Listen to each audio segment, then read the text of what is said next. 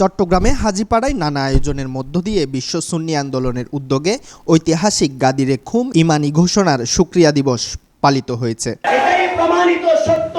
রবিবার 15 মে সকাল থেকে দিবসটি উপলক্ষে বিশ্ব সুন্নি আন্দোলন চট্টগ্রাম মহানগর কার্যালয় প্রাঙ্গণে নানা আয়োজনের মধ্য দিয়ে এক বিশাল সমাবেশ অনুষ্ঠিত হয়।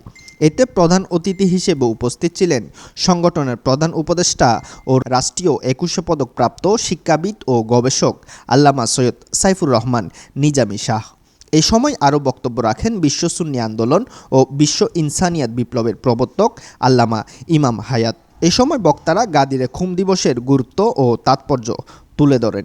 ইসলামের নামে দল হয়, ইসলামের রাজনৈতিক দিগদর্শন হচ্ছে মানবতার রাজনীতি, মানবতার রাষ্ট্র, মানবতার দুনিয়া, মুসলিম অমুসলিম নির্বিশেষে সব মানুষের সমান নিরাপত্তা, ইজ্জত, অধিকার, স্বাধীনতা, রুটি রুজির রাষ্ট্র এবং দুনিয়া, খেলাফত, ইনসানিয়াত।